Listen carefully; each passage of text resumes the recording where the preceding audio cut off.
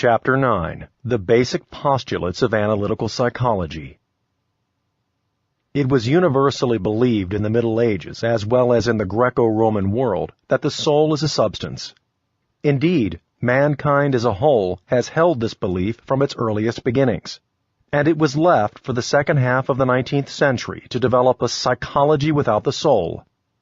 Under the influence of scientific materialism, everything that could not be seen with the eyes or touched with the hands was held in doubt. Such things were even laughed at because of their supposed affinity with metaphysics. Nothing was considered scientific or admitted to be true unless it could be perceived by the senses or traced back to physical causes. This radical change of view did not begin with philosophical materialism, for the way was being prepared long before. When the spiritual catastrophe of the Reformation put an end to the Gothic age with its impetuous yearning for the heights, its geographical confinement, and its restricted view of the world, the vertical outlook of the European mind was forthwith intersected by the horizontal outlook of modern times. Consciousness ceased to grow upward and grew instead in breadth of view, as well as in knowledge of the terrestrial globe. This was the period of great voyages and of the widening of man's ideas of the world by empirical discoveries. Belief in the substantiality of the spirit yielded more and more to the obtrusive conviction that material things alone have substance, till at last, after nearly 400 years, the leading European thinkers and investigators came to regard the mind as wholly dependent on matter and material causation. We are certainly not justified in saying that philosophy or natural science has brought about this complete about-face. There were always a fair number of intelligent philosophers and scientists who had enough insight and depth of thought to accept this irrational reversal of standpoint only under protest. A few even resisted it, but they had no following and were powerless against the popular attitude of unreasoned, not to say emotional, surrender to the all-importance of the physical world. Let no one suppose that so radical a change in man's outlook could be brought about by reasoning and reflection, for no chain of reasoning can prove or disprove the existence of either mind or matter. Both these concepts, as every intelligent man today may ascertain for himself, are mere symbols that stand for something unknown and unexplored, and this something is postulated or denied according to man's mood and disposition, or as the spirit of the age dictates. There is nothing to prevent the speculative intellect from treating the psyche on the one hand as a complicated biochemical phenomenon, and at bottom a mere play of electrons, or on the other, from regarding the unpredictable behavior of electrons as the sign of mental life even in them. The fact that a metaphysics of the mind was supplanted in the 19th century by a metaphysics of matter is a mere trick if we consider it as a question for the intellect. Yet, regarded from the standpoint of psychology, it is an unexampled revolution in man's outlook upon the world. Otherworldliness is converted into matter-of-factness. Empirical boundaries are set to man's discussion of every problem, to his choice of purposes, and even to what he calls meaning. Intangible inner happenings seem to have to yield place to things in the external tangible world, and no value exists if it is not founded on a so-called fact. At least this is how it appears to the simple mind. It is futile, indeed, to attempt to treat this unreasoned change of opinion as a question of philosophy. We had better not try to do so, for if we maintain that mental phenomena arise from the activity of glands, we are sure of the thanks and respect of our contemporaries, whereas if we explain the breakup of the atom in the sun as an emanation of the creative Weltgeist, we shall be looked down upon as intellectual freaks.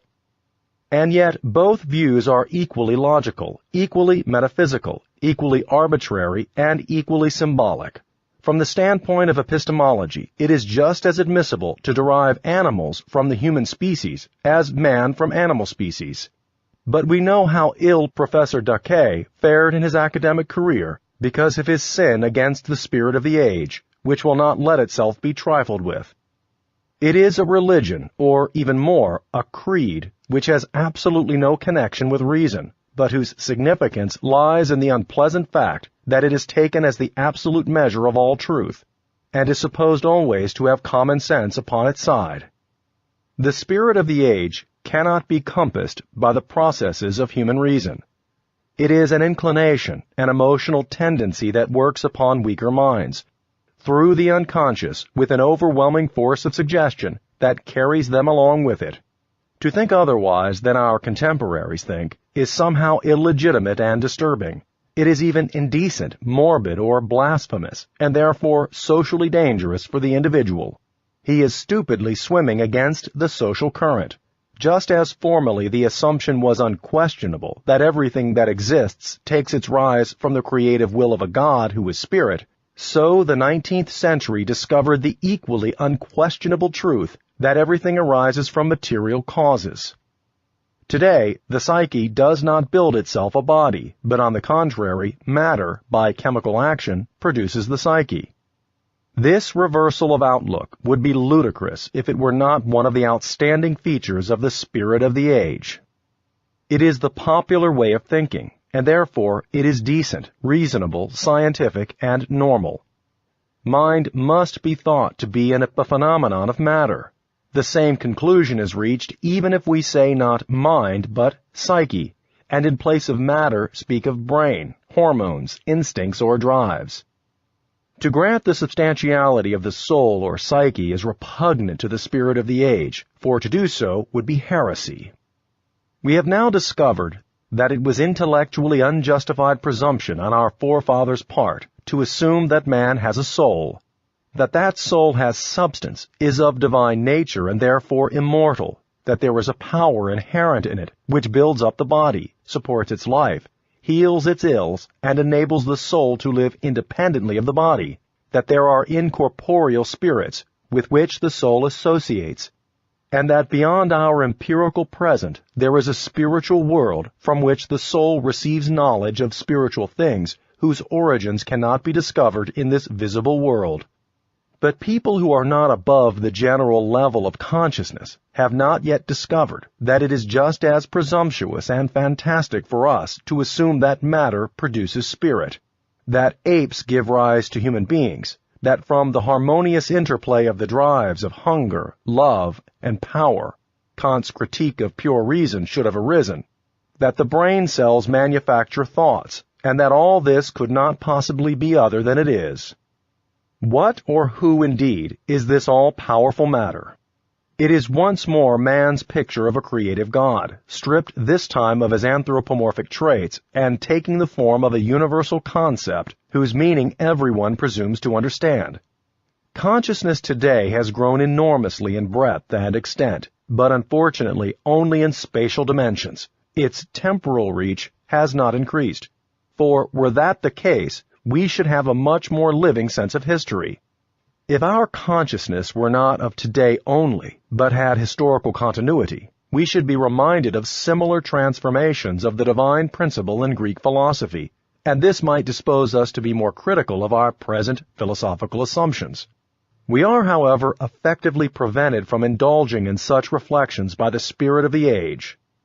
It looks upon history as a mere arsenal of convenient arguments that enables us, on occasion, to say, "Why, even old Aristotle knew that." This being the state of affairs, we must ask ourselves how the spirit of the age attains such an uncanny power. It is without doubt a psychic phenomenon of the greatest importance. At all events, a prejudice so deeply rooted that until we give it proper consideration, we cannot even approach the problem of the psyche. As I have said, the irresistible tendency to account for everything on physical grounds corresponds to the horizontal development of consciousness in the last 4 centuries, and this horizontal perspective is a reaction against the exclusively vertical perspective of the Gothic age. It is a manifestation of the crowd mind, and as such is not to be treated in terms of the consciousness of individuals. Resembling in this the primitives, we are at first wholly unconscious of our actions, and only discover long afterwards why it was that we acted in a certain way. In the meantime, we content ourselves with all sorts of rationalized accounts of our behavior, all of them equally inadequate.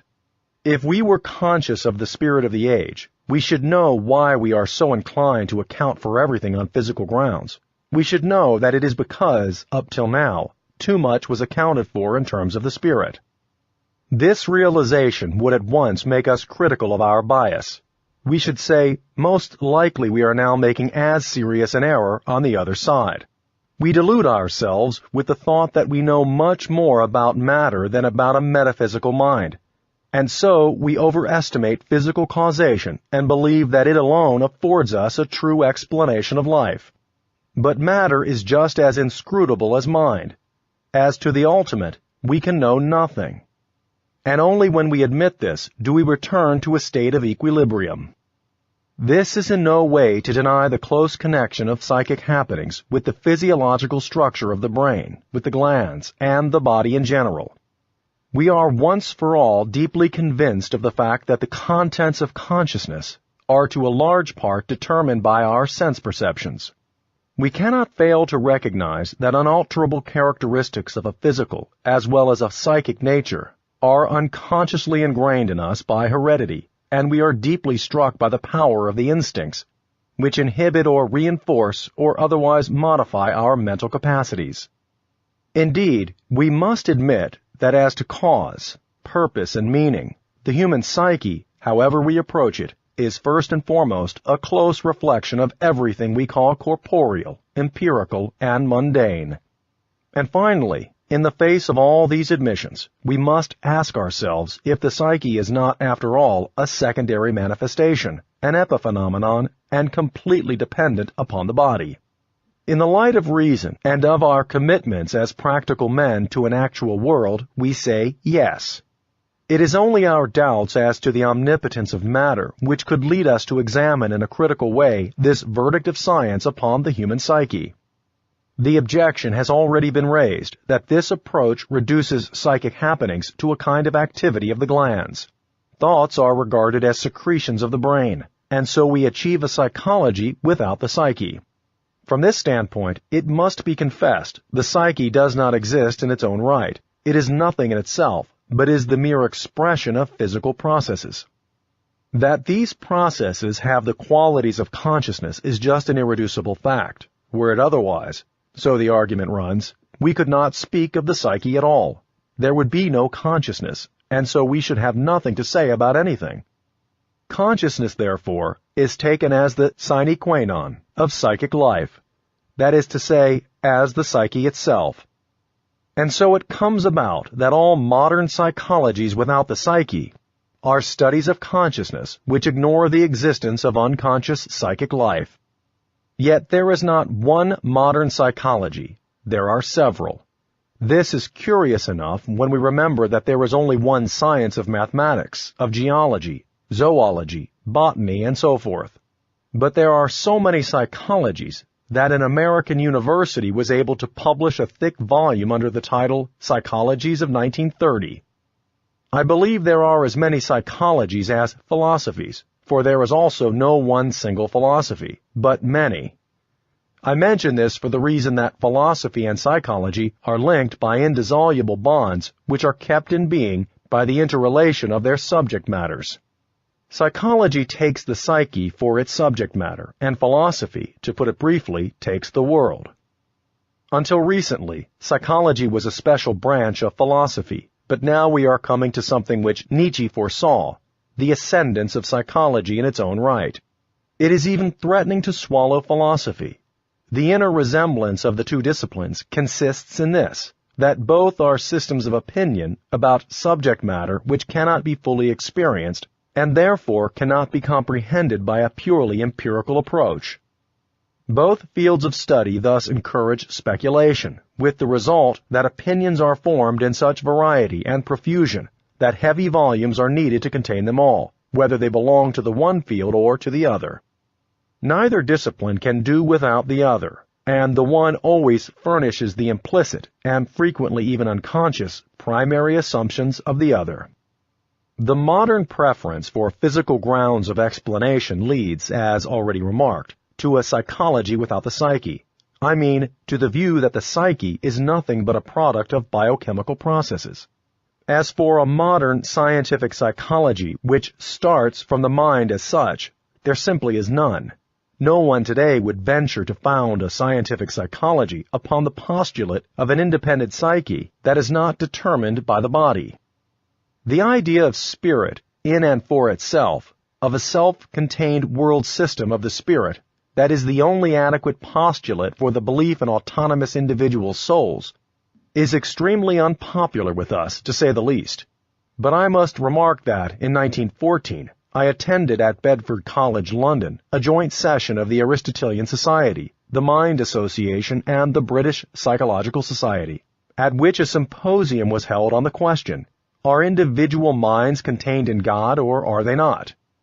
Should anyone in England dispute the scientific standing of these societies, he would not receive a very cordial hearing, for their membership includes the outstanding minds of the country. And perhaps I was the only person in the audience who listened with surprise to arguments that had the ring of the 13th century.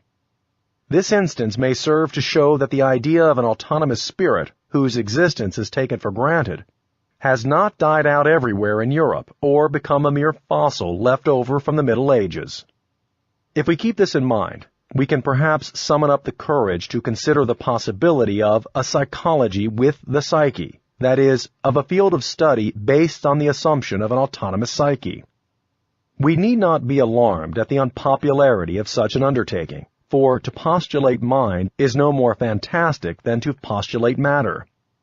Since we have literally no idea of the way in which what is psychic can arise from physical elements, and yet cannot deny the reality of psychic events, we are free to frame our assumptions the other way about for once, and to hold that the psyche arises from a spiritual principle which is as inaccessible to our understanding as matter.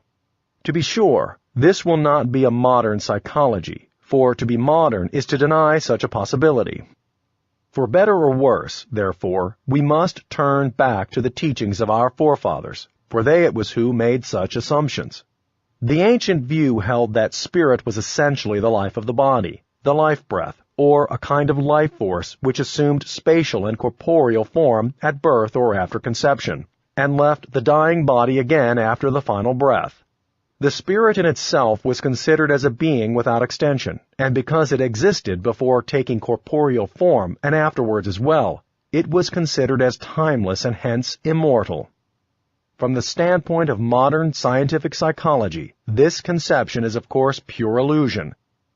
But as it is not our intention to indulge in metaphysics, even of a modern variety, we will examine this time-honored notion for once in an unprejudiced way and test its empirical justification. The names people give to their experiences are often quite enlightening. What is the origin of the word seal? Like the English word soul, it comes from the Gothic Psywalla and the Old German Psywalla, and these can be connected with the Greek ailos, mobile, colored, iridescent. The Greek word psyche also means butterfly. Psywalla is related on the other side to the old Slavonic word sila, meaning strength. From these connections, light is thrown on the original meaning of the word seal. It is moving force, that is, life force. The Latin words animus, spirit, and anima, soul, are the same as the Greek animos, wind. The other Greek word for wind, pneuma, means also spirit. In Gothic, we find the same word in usanon, to breathe out, and in Latin, anilare, to pant. In Old High German, spiritus sanctus was rendered by atun, breath. In Arabic, wind is rai, and ru is soul, spirit. There is a quite similar connection with the Greek psyche, which is related to psycho, to breathe, psychos, cool, psychros, cold, and phusa, bellows. These affinities show clearly how in Latin, Greek, and Arabic, the names given to the soul are related to the notion of moving air, the cold breath of the spirit. And this also is why the primitive point of view endows the soul with an invisible breath body.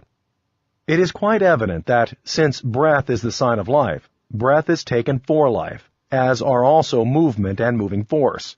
According to another primitive view, the soul is regarded as fire or flame, because warmth is also a sign of life. A very curious, but by no means rare, primitive conception identifies the soul with the name. The name of an individual is his soul, and hence arises the custom of using the ancestor's name to reincarnate the ancestral soul in the newborn child. We can infer from this that the ego consciousness was recognized as an expression of the soul. Not infrequently, the soul is identified with the shadow, for which reason it is a deadly insult to tread upon a person's shadow. For the same reason, noonday, the ghost hour of southern latitudes, is considered threatening. The shadow then grows small, and this means that life is endangered. This conception of the shadow contains an idea which was indicated by the Greeks in the word synopados, he who follows behind. They expressed in this way the feeling of an intangible living presence, the same feeling which led to the belief that the souls of the departed were shadows. These indications may serve to show how primitive man experienced the psyche. To him, the psyche appears as the source of life, the prime mover, a ghost-like presence which has objective reality. Therefore, the primitive knows how to converse with his soul. It becomes vocal within him because it is not he himself and his consciousness. To primitive man, the psyche is not, as it is to us, the epitome of all that is subjective and subject to the will. On the contrary, it is something objective, contained in itself and living its own life. This way of looking at the matter is empirically justified, for not only on the primitive level, but with civilized man as well, psychic happenings have an objective side. In large measure, they are withdrawn from our conscious control. We are unable, for example, to suppress many of our emotions. We cannot change a bad mood into a good one, and we cannot command our dreams to come or go. The most intelligent man may at times be obsessed with thoughts which he cannot drive away with the greatest effort of will. The mad tricks that memory plays sometimes leave us in helpless amazement, and at any time unexpected fantasies may run through our minds. We only believe that we are masters in our own house because we like to flatter ourselves. Actually, however, we are dependent to a startling degree upon the proper functioning of the unconscious psyche, and must trust that it does not fail us. If we study the psychic processes of neurotic persons, it seems perfectly ludicrous that any psychologist could take the psyche as the equivalent of consciousness. And it is well known that the psychic processes of neurotics differ hardly at all from those of so-called normal people, for what man today is quite sure that he is not neurotic? This being so, we shall do well to admit that there is justification for the old view of the soul as an objective reality, as something independent and therefore capricious and dangerous. The further assumption that this being, so mysterious and terrifying, is at the same time the source of life, is also understandable in the light of psychology. Experience shows us that the sense of the I, the ego consciousness, grows out of unconscious life. The small child has psychic life without any demonstrable ego consciousness, for which reason the earliest years leave hardly any traces in memory. Where do all our good and helpful flashes of intelligence come from? What is the source of our enthusiasms, inspirations, and our heightened feeling for life? The primitive senses in the depths of his soul, the springs of life. He is deeply impressed with the life-dispensing activity of his soul, and he therefore believes in everything that affects it, in magical practices of every kind. That is why for him the soul is life itself. He does not imagine that he directs it, but feels himself dependent upon it in every respect. However preposterous the idea of the immortality of the soul may seem to us, it is nothing extraordinary to the primitive. After all, the soul is something out of the common. While everything else that exists takes up a certain amount of room, the soul cannot be located in space. We suppose, of course, that our thoughts are in our heads, but when it comes to our feelings, we begin to be uncertain. They appear to dwell in the region of the heart. Our sensations are distributed over the whole body. Our theory is that the seat of consciousness is in the head, but the Pueblo Indians told me that Americans were mad because they believed their thoughts were in their heads, whereas any sensible man knows that he thinks with his heart. Certain Negro tribes locate their psychic functioning neither in the head nor in the heart, but in the belly. To this uncertainty about the localization of psychic functions, another difficulty is added. Psychic contents in general are non-spatial, except in the particular realm of sensation. What bulk can we ascribe to thoughts? Are they small, large, long, thin, heavy, fluid, straight, circular, or what? If we wished to form a vivid picture of a non-spatial being of the fourth dimension, we should do well to take thought as a being for our model. It would all be so much simpler if we could only deny the existence of the psyche, but here we are with our immediate experiences of something that is, something that has taken root in the midst of our measurable, ponderable, three-dimensional reality, that differs bafflingly from this in every respect and in all its parts, and yet reflects it.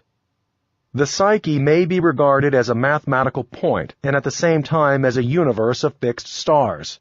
It is small wonder, then, if, to the unsophisticated mind, such a paradoxical being borders on the divine. If it occupies no space, it has no body. Bodies die, but can something invisible and incorporeal disappear? What is more, life and psyche existed for me before I could say I, and when this I disappears, as in sleep or unconsciousness, life and psyche still go on, as our observation of other people and our own dreams inform us. Why should the simple mind deny, in the face of such experiences, that the soul lives in a realm beyond the body? I must admit that I can see as little nonsense in this so-called superstition as in the findings of research regarding heredity or the basic instincts. We can easily understand why higher and even divine knowledge was formally ascribed to the psyche if we remember that in ancient cultures, beginning with primitive times, man always resorted to dreams and visions as a source of information. It is a fact that the unconscious contains subliminal perceptions whose scope is nothing less than astounding. In recognition of this fact, primitive societies used dreams and visions as important sources of information. Great and enduring civilizations like those of the Hindus and Chinese built upon this foundation and developed from it a discipline of self-knowledge, which they brought to a high pitch of refinement both in philosophy and in practice. A high regard for the unconscious psyche as a source of knowledge is by no means such a delusion as our Western rationalism likes to suppose. We are inclined to assume that, in the last resort, all knowledge comes from without. Yet today we know for certain that the unconscious contains contents which would mean an immeasurable increase of knowledge if they could only be made conscious. Modern investigation of animal instinct, as for example in insects, has brought together a rich fund of empirical findings which show that if man acted as certain insects do, he would possess a higher intelligence than at present.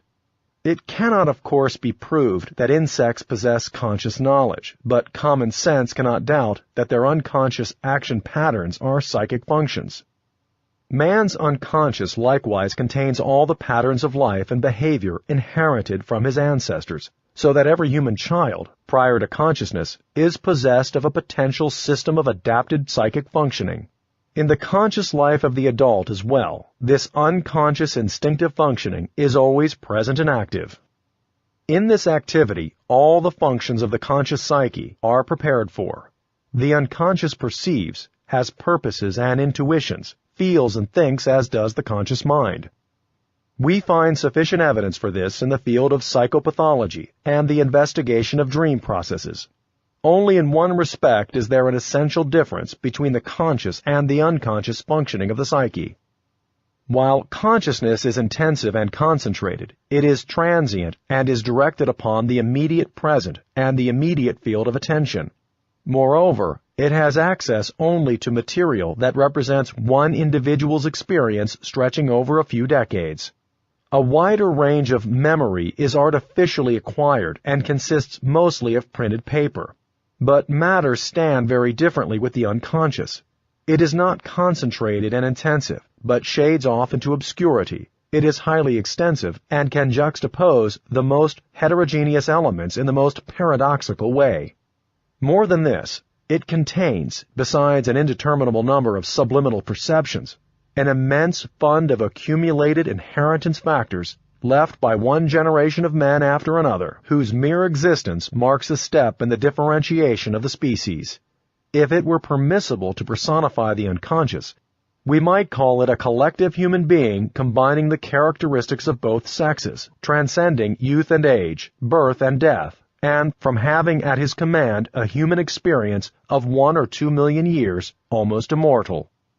If such a being existed, he would be exalted above all temporal change. The present would mean neither more nor less to him than any year in the 100th century before Christ. He would be a dreamer of age-old dreams, and, owing to his immeasurable experience, he would be an incomparable prognosticator. He would have lived countless times over the life of the individual, of the family, tribe, and people, and he would possess the living sense of the rhythm of growth, flowering, and decay. Unfortunately, or rather, let us say fortunately, this being dreams. At least, it seems to us as if the collective unconscious, which appears to us in dreams, had no consciousness of its own contents, though, of course, we cannot be sure of this, any more than we are in the case of insects. The collective unconscious, moreover, seems not to be a person, but something like an unceasing stream or perhaps an ocean of images and figures which drift into consciousness in our dreams or in abnormal states of mind. It would be positively grotesque for us to call this immense system of experience of the unconscious psyche an illusion, for our visible and tangible body itself is just such a system. It still carries within it the discernible traces of primeval evolution, and it is certainly a whole that functions purposively, for otherwise we could not live. It would never occur to anyone to look upon comparative anatomy or physiology as nonsense, and so we cannot dismiss the collective unconscious as illusion, or refuse to recognize and study it as a valuable source of knowledge. Looked at from without, the psyche appears to us to be essentially a reflection of external happenings, to be not only occasioned by them, but to have its origin in them. And it also seems to us that the unconscious can be understood only from without, and from the side of consciousness. It is well known that Freud has attempted an explanation from this side, an undertaking which can only succeed if the unconscious were actually something which came into being with the existence and consciousness of the individual. But the truth is that the unconscious is always there, beforehand, as a potential system of psychic functioning handed down by generations of man. Consciousness is a late-born descendant of the unconscious psyche. It would certainly show perversity if we tried to explain the lives of our ancestors in terms of their late descendants, and is just as wrong, in my opinion, to regard the unconscious as a derivative of consciousness. We are nearer the truth if we put it the other way round. But this was the standpoint of past ages, which always held the individual soul to be dependent upon a world system of the spirit. They could not fail to do so, because they were aware of the untold treasure of experience lying hidden beneath the threshold of the transient consciousness of the individual. These ages not only formed an hypothesis about the world system of the spirit, but they assumed without question that this system was a being with a will and consciousness, was even a person, and they called this being God, the quintessence of reality. He was for them the most real of beings, the first cause, through whom alone the soul could be understood. There is psychological justification for this supposition, for it is only appropriate to call divine an almost immortal being whose experience, compared to that of man, is nearly eternal.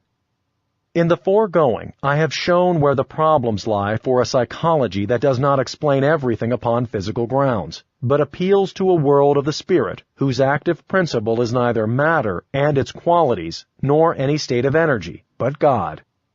We might be tempted at this juncture by modern philosophy to call energy or the élan vital God, and thus to blend into one spirit and nature. As long as this undertaking is restricted to the misty heights of speculative philosophy, no great harm is done. But if we should operate with this idea in the lower realm of practical psychology, where our way of explaining things bears fruit in daily conduct, we should find ourselves involved in the most hopeless difficulties.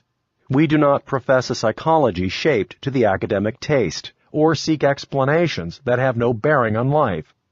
What we want is a practical psychology which yields approvable results, one which helps us to explain things in a way that is justified by the outcome for the patient. In practical psychotherapy, we strive to fit people for life, and we are not free to set up theories which do not concern our patients or which may even injure them.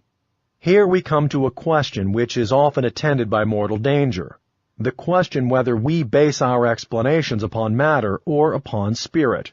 We must never forget that everything spiritual is illusion from the naturalistic standpoint, and that the spirit, to ensure its own existence, must often deny and overcome an obtrusive physical fact.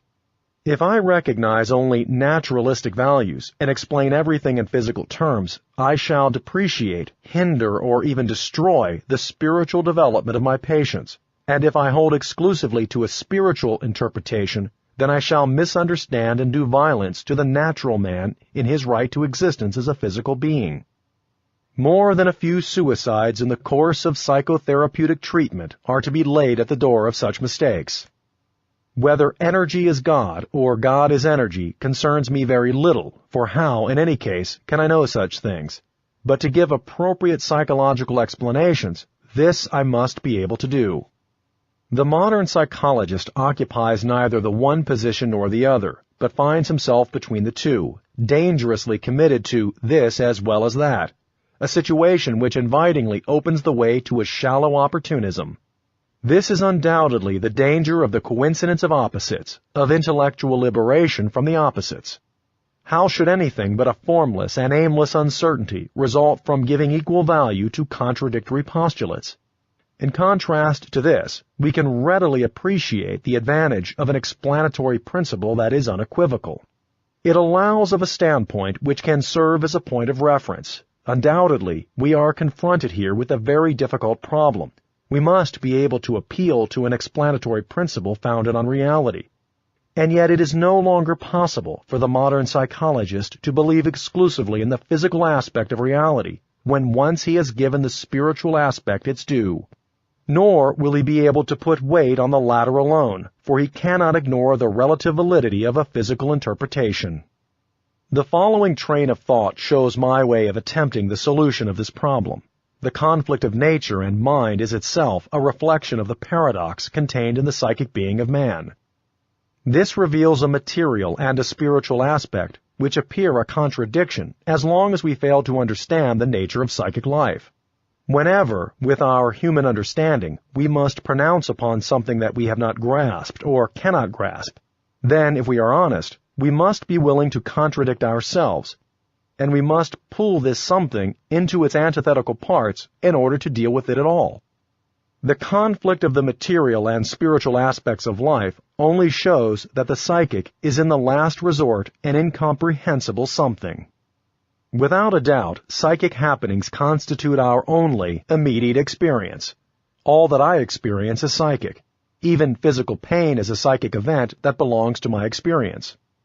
My sense impressions, for all that they force upon me a world of impenetrable objects occupying space, are psychic images, and these alone are my immediate experience, for they alone are the immediate objects of my consciousness. My own psyche even transforms and falsifies reality, and it does this to such a degree that I must resort to artificial means to determine what things are like apart from myself. Then I discover that a tone is a vibration of the air of such and such a frequency, or that a color is a wavelength of light of such and such a length. We are in all truth so enclosed by psychic images that we cannot penetrate to the essence of things external to ourselves. All our knowledge is conditioned by the psyche, which, because it alone is immediate, is superlatively real. Here there is a reality to which the psychologist can appeal, namely, psychic reality. If we go more deeply into the meaning of this concept, it seems to us that certain psychic contents or images are derived from a material environment to which our bodies also belong, while others, which are in no way less real, seem to come from a mental source which appears to be very different from the physical environment. Whether I picture to myself the car I wish to buy, or try to imagine the state in which the soul of my dead father now is, whether it is an external fact or a thought that occupies me, both happenings are psychic reality, The only difference is that one psychic happening refers to the physical world, and the other to the mental world. If I change my concept of reality in such a way as to admit that all psychic happenings are real, and no other use of the concept is valid, this puts an end to the conflict of matter and mind as contradictory explanatory principles.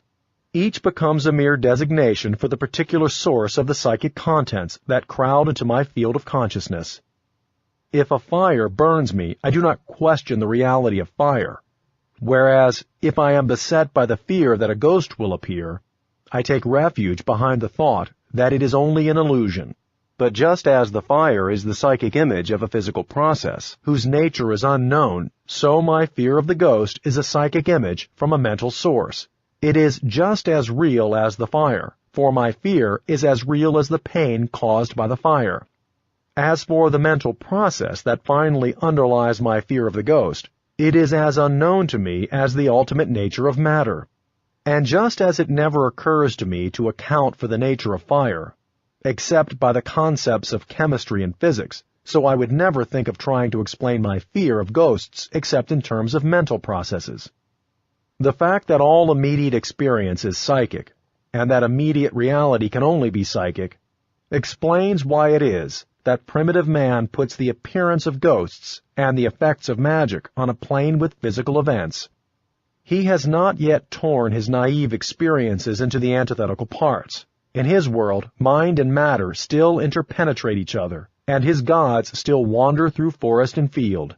He is like a child, only half-born, still enclosed in a dream state within his own psyche, and the world as it actually is, a world not yet distorted by the difficulties in understanding that beset a dawning intelligence. When the primitive world disintegrated into spirit and nature, the West rescued nature for itself. It was prone to a belief in nature, and only became the more entangled in it, with every painful effort to make itself spiritual.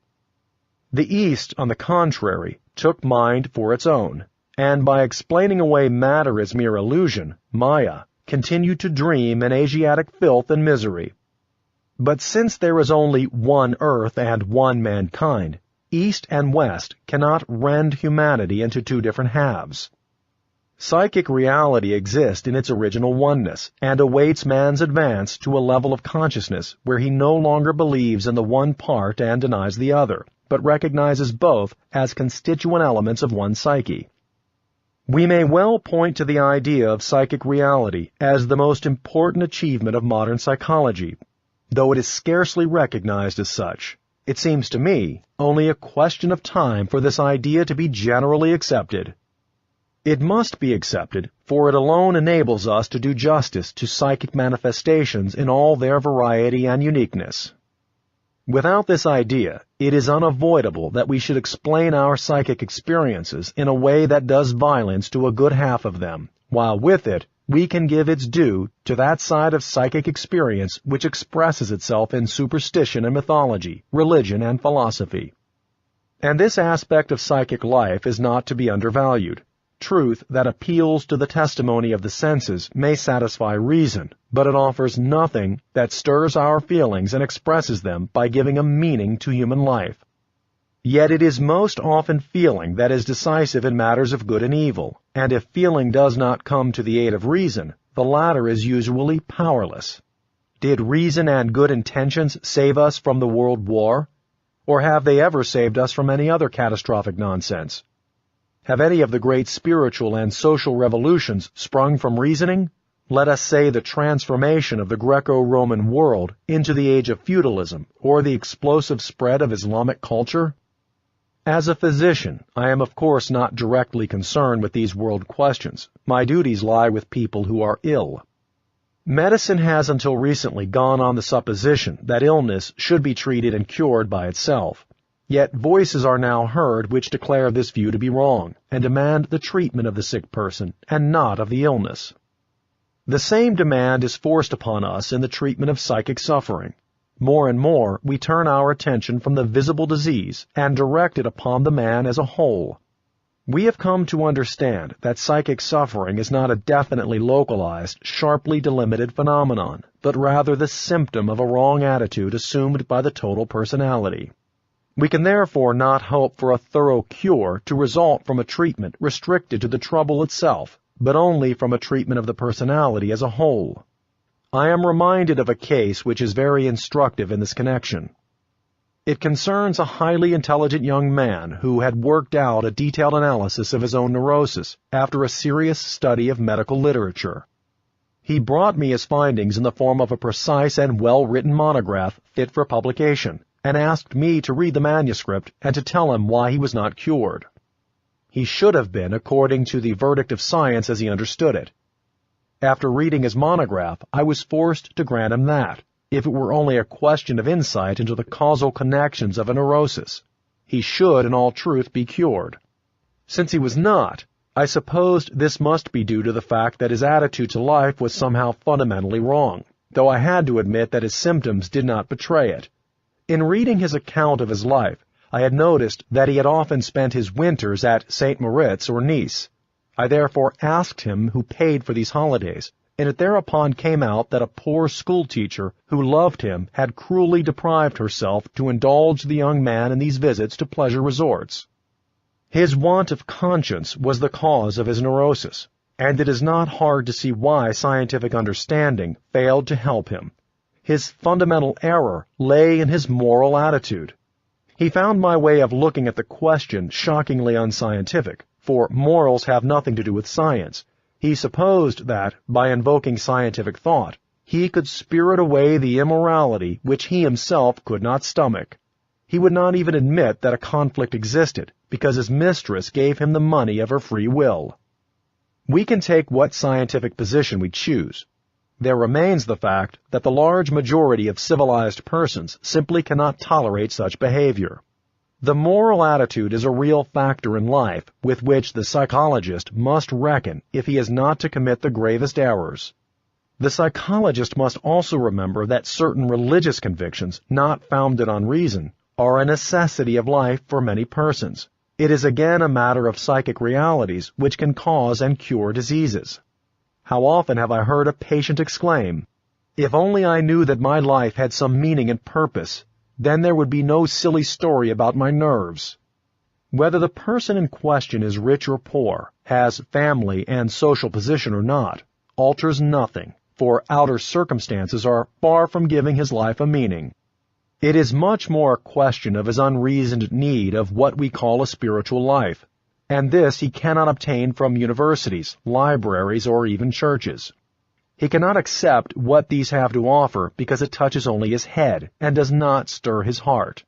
In such cases, the physician's recognition of the spiritual factors in their true light is vitally important, and the patient's unconscious helps him in his need by producing dreams whose contents are undeniably religious. Not to recognize the spiritual source of such contents means faulty treatment and failure. General conceptions of a spiritual nature are indispensable constituents of psychic life. We can point them out among all peoples whose level of consciousness makes them in some degree articulate. Their relative absence or their denial by a civilized people is therefore to be regarded as a sign of degeneration. Whereas in its development up to the present, psychology has dealt chiefly with psychic processes in the light of physical causation, the future task of psychology will be the investigation of their spiritual determinants.